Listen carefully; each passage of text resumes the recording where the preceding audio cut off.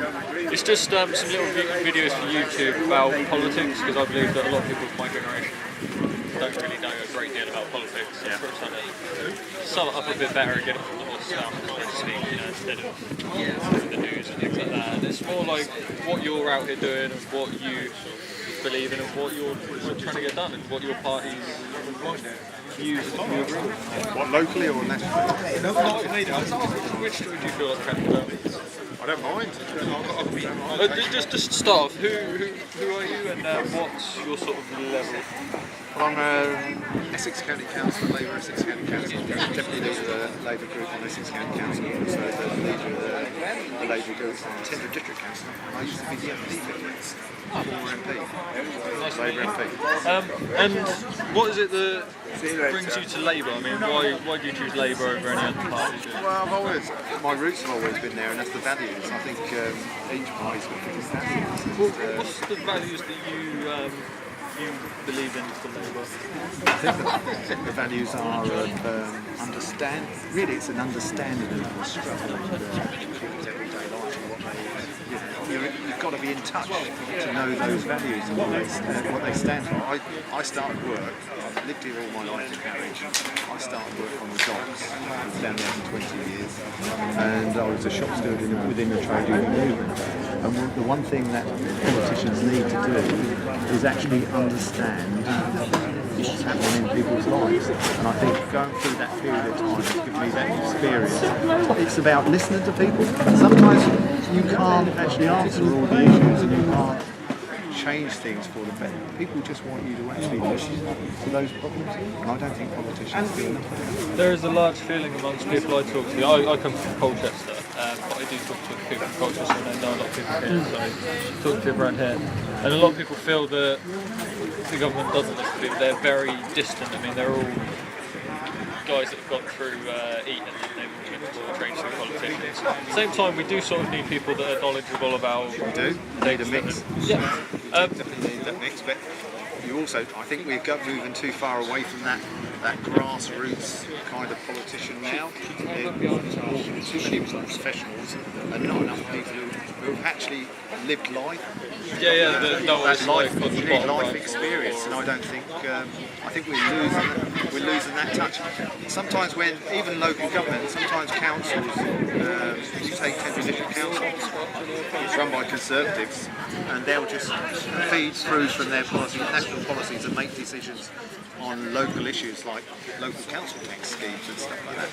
But they won't actually look at what those policies actually mean and how they feed back to the person, what that means to the individual person. So they just say, let's make anyone who, I'll give you an example, let's make anyone who's been unemployed, who's been through the work programme, who's been on long-term unemployed for 3 years, we'll make them pay because we blame them for being unemployed. And they don't look at the underlying factor of why those people are unemployed. This could be mental health issues, could be all sorts of, it could be an educational issue which hasn't been dealt with, could be drug problems, they could have alcohol problems, there's all sorts of problems. But all of a sudden we just look at that, he hasn't worked, she hasn't worked for 3 years, right, so we're going to punish you. And that's the problem, and that's the values. The values are, I think, how you come to your values is actually your understanding of people and understanding people's lives and what some of the policies and things actually bring in, actually mean to individuals rather than just implement them without understanding how they affect them. That is actually a very interesting point, because do you know over the last, I'm not sure how many years, about the whole ATOS, and them going through it. I have chef friends who are severely quite mentally ill and have problems. The problem with their mental illness is it's not constant. I mean, it comes and goes, and their tests don't they go, well, you're fit to work, and you're all, next week I might not be. And it doesn't take that into account, and it seems very unfair for those people. I do also agree, there are people that abuse the system. There is, but I think people have got what today's government's done a really good job at is painting everyone the same. And they've actually divided to. See, I class myself as a working class man, and I think they've driven a wedge through working class people, where people are looking at each other now saying, well, I'm not getting benefits, so I'm no longer working class. You're just lazy. They don't want to understand why.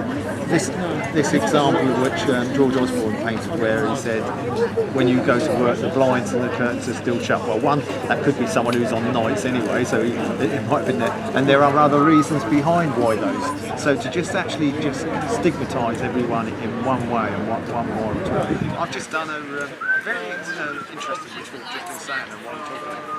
I've just done a task and finish group for Essex County Council, cross-party, and we've been looking at unemployment and skills throughout Essex. Why there's issues of unemployment, why we're not actually connecting skills with the right people.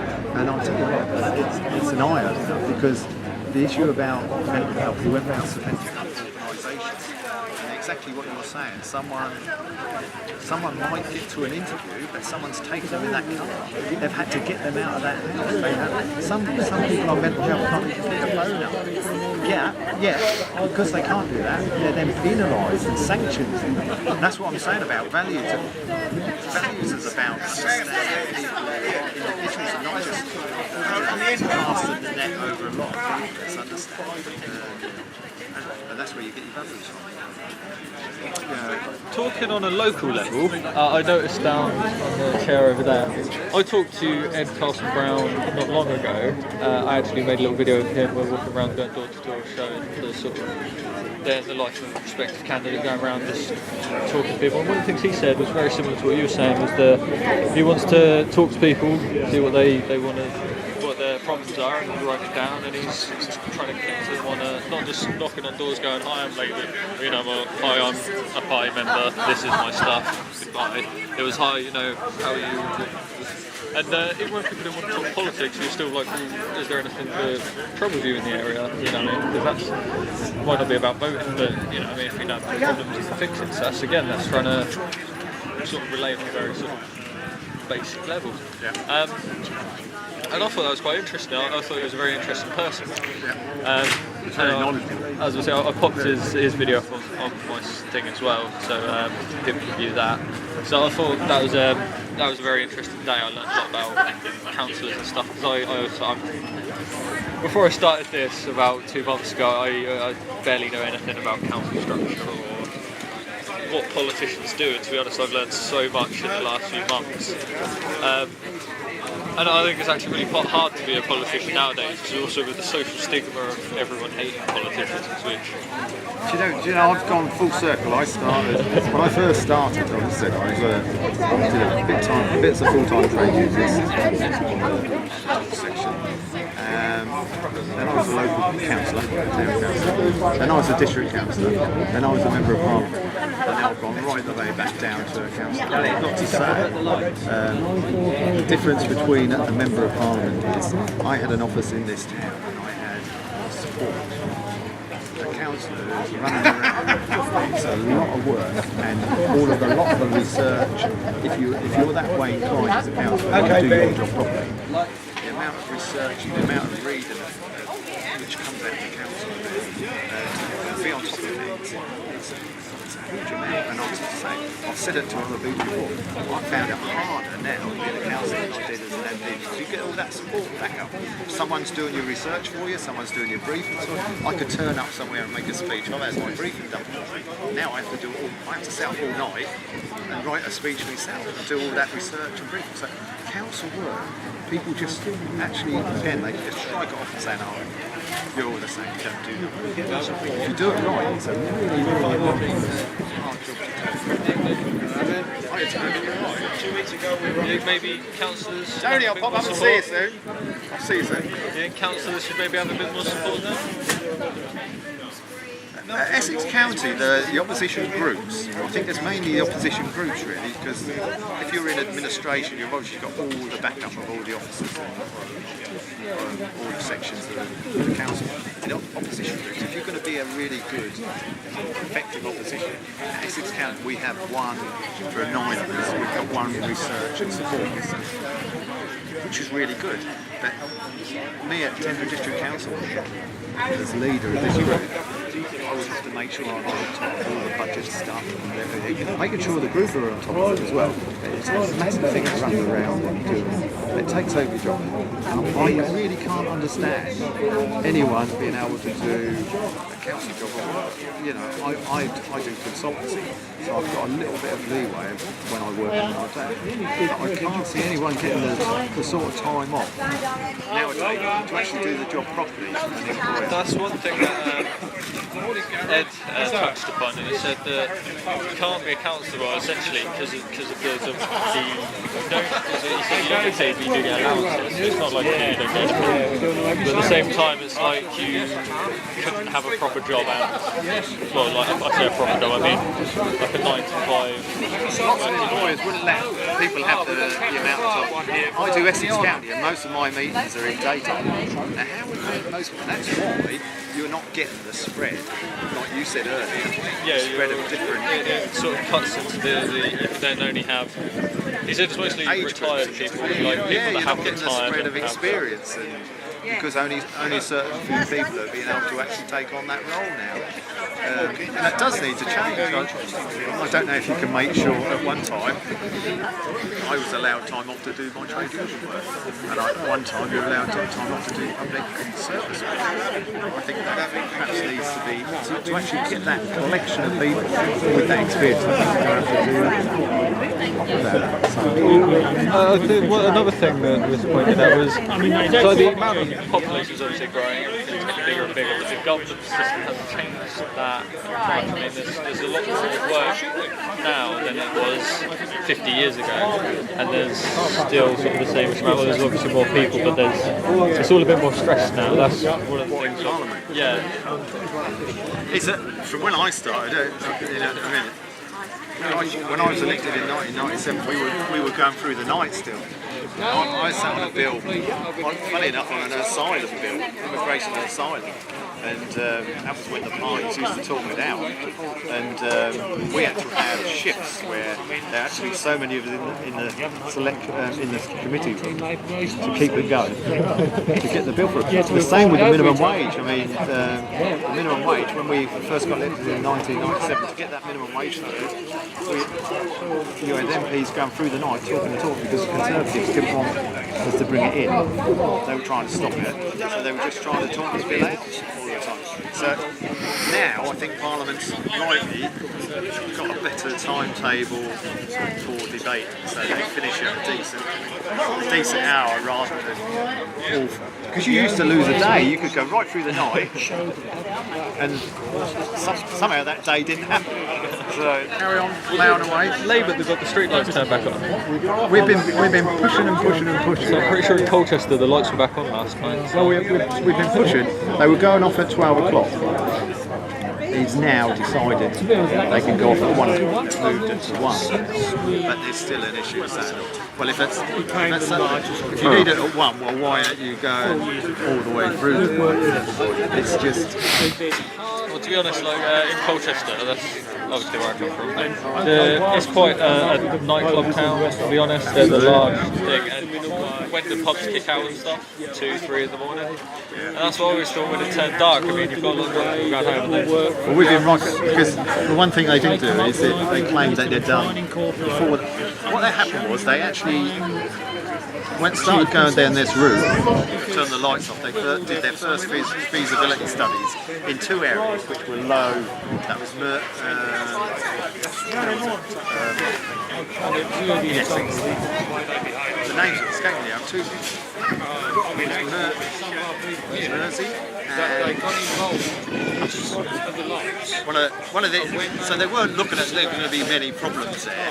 So 2007 did their test cases, forced it through there, and then they didn't actually extend it until they didn't expand it until I think it was 2000. They started pushing it further 2012 to the spread around Essex. But between that, they did no consultation across Essex to ask people if they were happy with their lights going off. What they did was they did a consultation after they'd paid for all the, you probably heard of this, after they'd paid for all these gadgets to go on the lights to turn it off.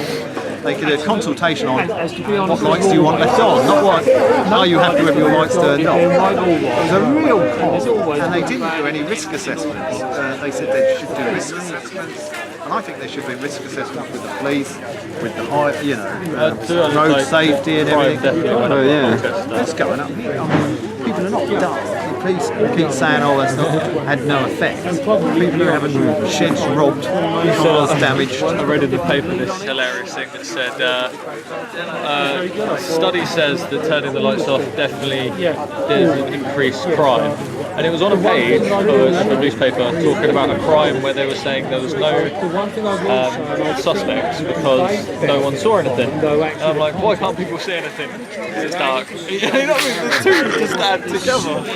But, go back on the value side of things. I think parties are really good things that parties do.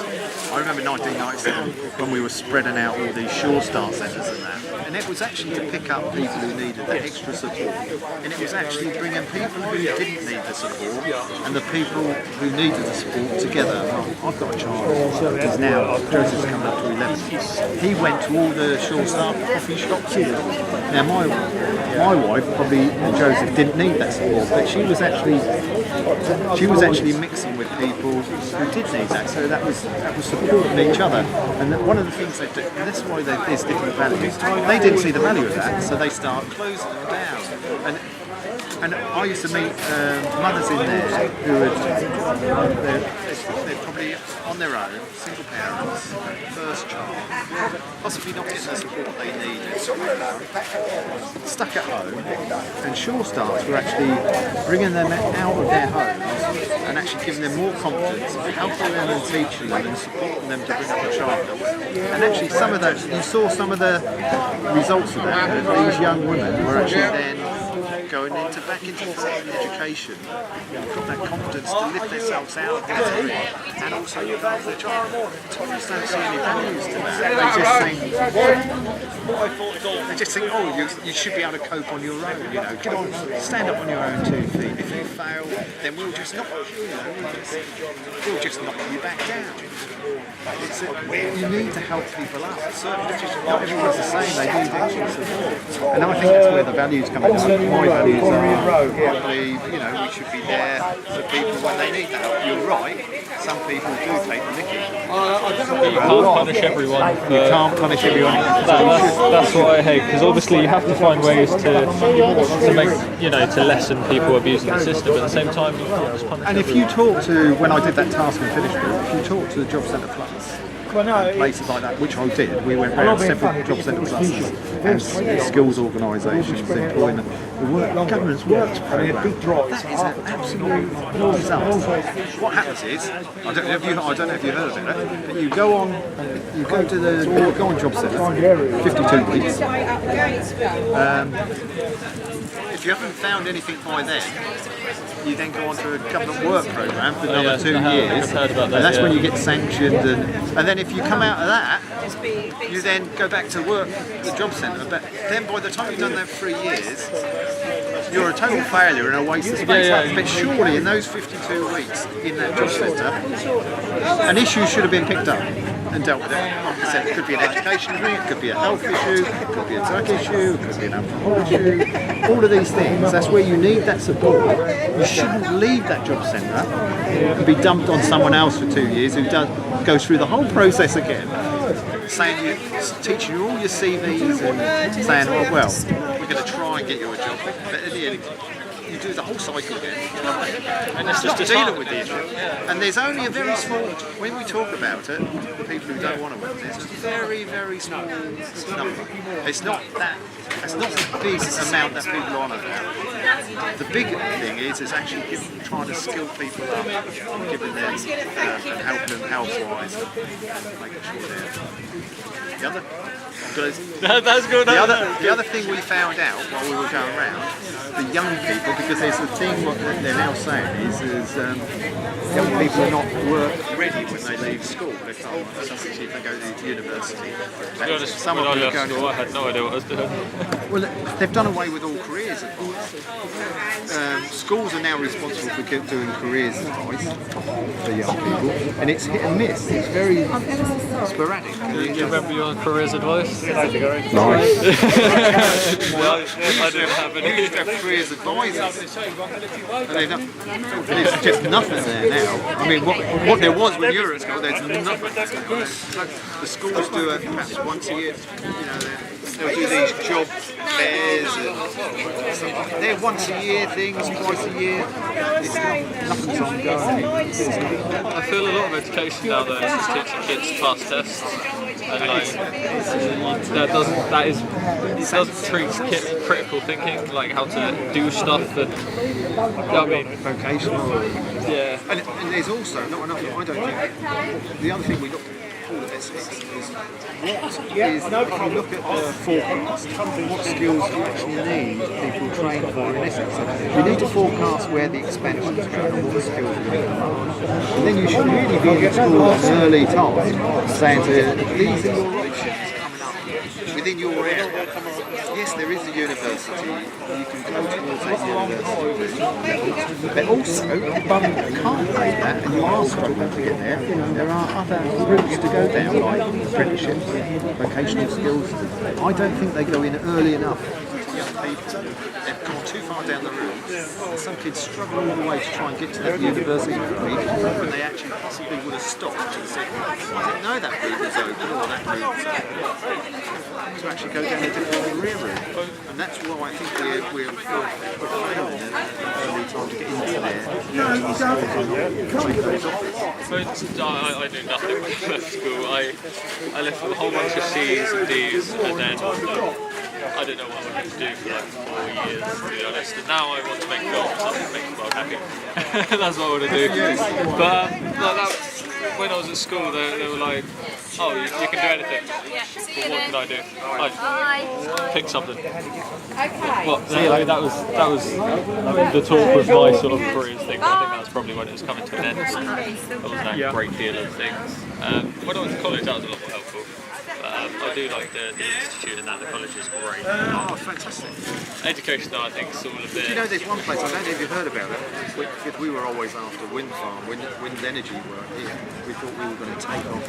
We had one lot of it and it went really well. But there's an energy, there's an energy skills centre which is run by the Institute down at Parsons, Hamilton House. And that is actually one of the, you'd find it really interesting because that centre's been designed and developed, included with industry and business. So what they're doing is they're taking people through this energy skills centre, but they're actually training them in skills which actually industry wants. Because a lot of it, it's like bums on seats. People want to train people want to put through all these courses, whether you need them or not. Just to get money. Yeah. This is one good example which actually has been highlighted where you actually work through what you actually need, and there is a job, almost certainly a job at the end of it, and they've had a hell of a good result. That's another one as well. I know people that have gone to uni, gotten like degrees, and then there's just no job for them. Like they're all this trained, and then they can't get a job in what they're trained in because there's just none. Which is another thing that's a bit odd, but then you create jobs for specific things that an area doesn't. I think we've got to look at, totally relook, because what we relied on in the past is not going to come. So we need to really have a look. Yeah, I'll tell all you go. I'll see you Monday. Yeah. And grow. Otherwise they're all going to have to just move out because it's just what we've got to offer at the moment is just not a lot. When we left school, you either went on the ships. We had, at one time, we had about 13 British flagged ships going out here. We had 1,800 seafarers alone, and on the docks, there was hundreds of dockers. And there was loads of factories. You could come out of school and get a job straight away. there's just not those opportunities. So I think we need to sit down and think, well, where are we going? Yeah, there are opportunities with the energy industry, the renewables. Then we need to find and create something. Now, you're not going to do it through tourism. We've got a fantastic area which we can attract tourists to their old Harwich, but you're not going to create Can I just say, excuse me, we're gone. and I'm going. They've all gone. No worries, mate. Thanks for coming. Yeah. No, it's been very Give time. interesting. well, I hope it goes really well.